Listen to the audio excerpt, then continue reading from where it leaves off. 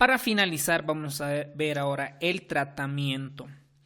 El tratamiento depende de la clasificación, si es leve, moderada, grave o fulminante, entonces dependiendo del contexto.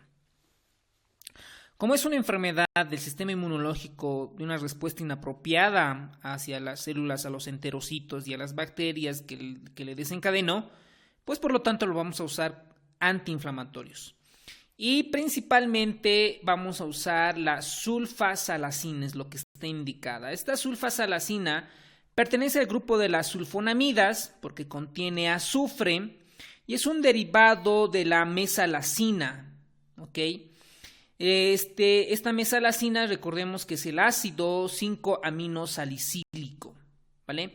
Entonces acá hay diferentes tipos de presentaciones, ¿no? Por ejemplo, con enlace azufre, el azo, de liberación prolongada, la mesalamina, de liberación controlada, de liberación prolongada y extendida.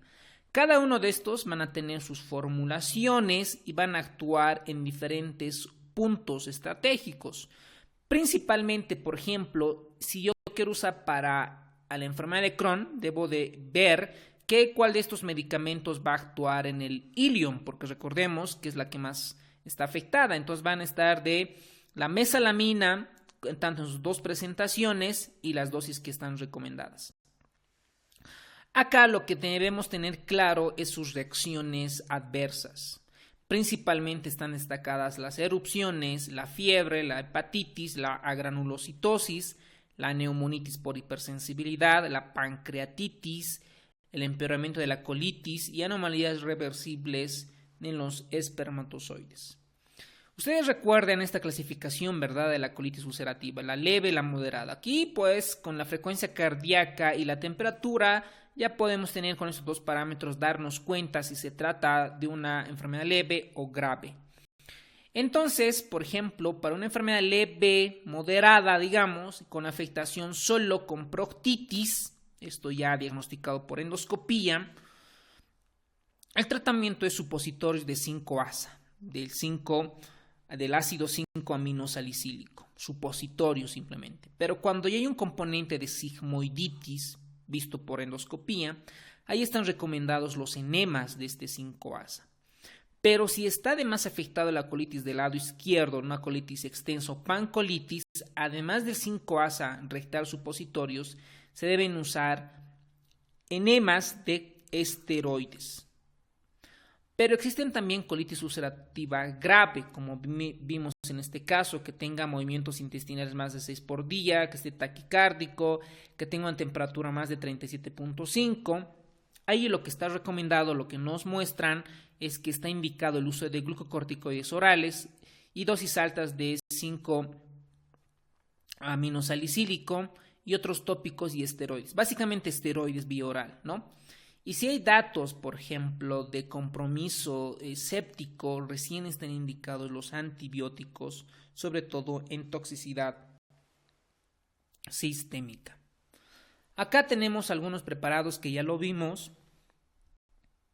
Ahora, los glucocorticoides principalmente están indicadas en una afección grave. Puede estar en la moderada, como supositorios o enemas, pero en la grave está indicada oral.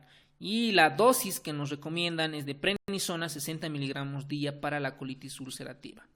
El metronidazol, recordemos que estos antibióticos es cuando es eficaz este medicamento en la colitis, en la enfermedad de Crohn, activa, inflamatoria, fistulosa, con compromiso perianal y puede evitar recaídas después de una resección ilial. Ahora, hay componentes cuando no responde, por ejemplo, a los antiinflamatorios que también funcionan como inmunomoduladores, ¿ok? Ya se va a los glucocorticoides y cuando los glucocorticoides no mejoran y continúa con enfermedad grave o refractaria, se usan medicamentos inmunosupresores. De estos medicamentos inmunosupresores está la satioprina y la mercaptopurina. Hay otros medicamentos más, como por ejemplo el metotrexate, la ciclosporina, tacrolimus, y hay medicamentos que a pesar de que antiinflamatorios, glucocorticoides, inmunosupresores siguen con tratamientos refractarios, ahí van a estar indicados los tratamientos biológicos, sobre todo con los anti-TNF-alfas. Infliximab, adalimumab, el certolizumab, el golimumab, todos estos van a ir contra el anti-TNF-alfa. Hay otro anticuerpo novedoso que Harrison lo menciona, que es el natalizumab, que es un anticuerpo IgG4 humanizado que va contra la integrina alfa 4. Recordemos que los enterocitos pues están formados por hemidesmosomas, desmosomas, por uniones, por proteínas, y una de estas proteínas es la integrina alfa 4, que este anticuerpo pudiera tener algún efecto benéfico para ese tipo de enfermedad. El inconveniente es que tiene un efecto adverso muy importante, que es la leucoencefalopatía multifocal progresiva. Ojo con esto, posible pregunta de examen. Y luego tenemos otros anticuerpos como el ustekinumab, que es un anticuerpo monoclonal contra la interleucina 12, interleucina 23. Otros anticuerpos como el tofacitinib, que es un inhibidor oral de las cinasas Janus 1,3, que involucra a las interleucinas 2, 4, 7, 9, 15 y 21. ¿Okay? Ahora, hay casos que, por ejemplo, que no funciona, por ejemplo, los glucocorticoides intravenosos, los inmunosupresores, los anticuerpos monoclonales. De ahí se trata de colitis fulminante. Estas colitis fulminantes son nada más que colitis ulcerosas severas que tienen más de 10 deposiciones por día, sangrado continuo, dolor abdominal, síntomas tóxicos, fiebre, anorexia. Por eso está indicado los glucocorticoides intravenosos por 3 días. No responden inmunosupresores, ciclosporina o anticuerpos monoclonales como el infliximab. Si no responde a las 72 horas, hay que llamar al cirujano coloproctólogo para que realice una colectomía. Ahora, el libro de Harrison nos da un bonito esquema cómo es el tratamiento en una colitis ulcerativa distal, cómo va de los antiinflamatorios, el 5-ASA. Recordemos que esto no es, por ejemplo, no es analgésico, básicamente es un antiinflamatorio. Se usan glucocorticoides por vía rectal, oral, intravenoso, inmunosupresores y anticuerpos monoclonales. En la extensa, lo mismo pasa con antiinflamatorios, glucocorticoides, intravenosos, inmunosupresores y anticuerpos monoclonales. La diferencia con la enfermedad de Crohn, es que la parte fistulizante se van a usar antibióticos y otros anticuerpos y sobre todo la nutrición parenteral cuando se trate de fístulas. Ojo con eso. Después el tratamiento es casi similar con relación a sus subtipos de la enfermedad intestinal inflamatoria. Y ya para terminar vamos a ver las indicaciones para realizar la cirugía. En la colitis ulcerosa, enfermedad resistente, fulminante, megacolon tóxico, principal indicación, perforación de colon, hemorragia cólica masiva, recuerden más de 6-8 unidades de paquetes globulares y demás. En la enfermedad de Crohn está la estenosis, la obstrucción, la hemorragia masiva, fístula resistente, abscesos en colon, recto, enfermedad intratable, fulminante, fístulas, profilaxis de cáncer, displasias de cáncer. Ahora, en cuanto a la enfermedad intestinal inflamatoria y el embarazo, se ha demostrado que la sulfasalacina, la mesalamina y demás son seguras durante el embarazo y la lactancia. Nada más que esto hay que completar con ácido fólico. En cuanto al cáncer, esto es súper importante. Los pacientes que tienen colitis ulcerativa, enfermedad de Crohn de larga evolución, tienen mayor riesgo de presentar cáncer de colon con relación a las personas que no tienen esta enfermedad. Por ejemplo, nos da un 2% de padecer cáncer después de los 10 años de enfermedad, 8% después de los 20 años y 18% después de los 30 años de enfermedad intestinal inflamatoria. Es decir, que hay una asociación probablemente de causalidad, de causalidad en cáncer y enfermedad intestinal inflamatoria. Para complementar el caso, vamos a evaluar que este paciente se llevó a la colonoscopía, Se realizó una inspección anal del tracto rectal, no muestra ningún interés, ¿ok? Entonces más o menos ya parece ser que no es una colitis ulcerativa, porque recordemos que el recto es uno de los principales órganos que ataca la colitis ulcerativa. Se realiza una colonoscopia total sin observar patología de la mucosa del recto o el sigma. Entonces ya con esto tú dices, no se trata de una colitis ulcerativa, probablemente se trata de una enfermedad de Crohn. A partir del colon izquierdo se presentan lesiones ulceradas de bordes serpiginosos de cierta profundidad que inicialmente presenta un tamaño de 0,5 a 0,8 centímetros. Conforme se avanza la colonoscopía hacia el lado del colon derecho, se evidencian las úlceras que aumentan de tamaño y profundidad, constituyendo áreas de empedrado. Entonces eso ya mencionamos claramente de qué se trata.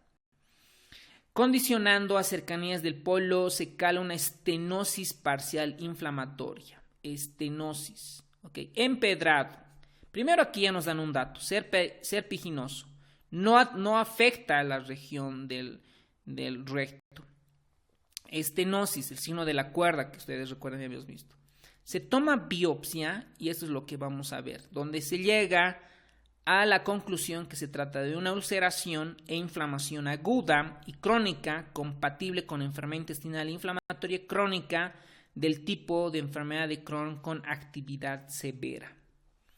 Entonces, esta es la colonoscopía, donde se entra ahí el recto, por ejemplo, ahí ya se va entrando, ya estamos en el colon transverso.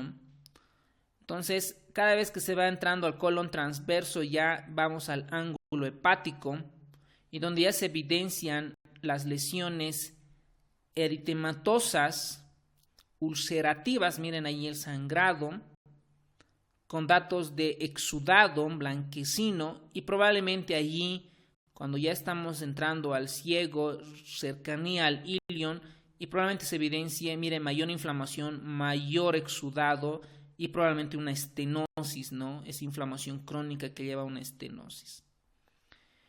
Entonces, por lo tanto, acá claramente se evidencia una enfermedad de Crohn, por lo menos hasta ahí. Lo que necesitamos ahí es que tomen biopsia, se toma biopsia, se lleva al patólogo y el patólogo debe identificar ciertas características, ¿no? Uno de ellos es encontrar, por ejemplo, los granulomas, ¿no? Ustedes ven aquí un estudio en la enteroresonancia donde se evidencia en T2, por ejemplo, un intestino delgado casi normal, pero hay una afectación del ilion con engrosamiento marcado de la pared lineal, ¿okay? Hay una estrechez del lumen, ¿okay? Donde predispone a la formación de estenosis y ahí se identifican las úlceras mucosas. Se sigue con la secuencia T2, se evidencia engrosamiento de la pared del ciego, ¿okay? Donde se ven aquí las flechitas. También con compromiso del ilion. Entonces eso es característico. Por ejemplo, aquí muestran los cuadraditos rojos, fenómenos de úlceras y probablemente ahí lo de verdecito, la parte de la estenosis. Entonces, este paciente se toma la muestra, la biopsia y esto es lo que se identifica, una afectación transmural. Miren, toda la pared. Hay un infiltrado mononuclear con distorsión de las criptas y ustedes si ven acá hay formación de granulomas no caseificantes. Entonces esto es característico de la enfermedad de Crohn. Por lo tanto, en nuestro caso clínico inician tratamiento con corticoides intravenosos, no hay mejoría, ¿ok? No hay mejoría, persiste la febrícula, el dolor abdominal y las deposiciones frecuentes. Al tratarse de una forma severa, ¿okay? Con importante afectación clínica, analítica, endoscópica, radiológica, sin respuesta clara al tratamiento de corticoides, se decide iniciar tratamiento de inducción con infliximab, ¿okay? Y además de azathioprina. El paciente, posteriormente a las 72 horas, presenta buena respuesta al tratamiento, desaparece la sintomatología y probablemente cómo te vas a guiar con las proteínas desrectantes de fase aguda que comienzan a disminuir. pasa de un tratamiento, se vuelve a realizar el control para comenzar ya a hacer manejo de tratamiento. Ahorita ustedes evidencian claramente que están en el colon transverso, llegando hacia el ángulo hepático del colon, y esto es lo que se ve en la endoscopía. Se ve todavía menos lesiones eritematosas, porque habían datos de sangrado intenso, pero sí continúan con un exudado, como moco, ¿no? Como un exudado. Pero ustedes ven ahí medio el patrón empedrado, ¿no? Como empedrado ahí, ¿no? Como si fueran varias lesiones de destrucción de tejido. Y ustedes van a ver la clara evolución de que disminuyen claramente las lesiones sangrantes, las lesiones eritematosas del colon, sobre todo del ciego y la parte del ilion. Bueno, ya para concluir, esto es relación al tema de enfermedad intestinal inflamatoria. Espero haber guiado un poco y espero que continuemos participando en los grupos de estudio. Y nos vemos el fin de semana con los simulacros correspondientes. Muchas gracias por ver la videoclase y éxitos.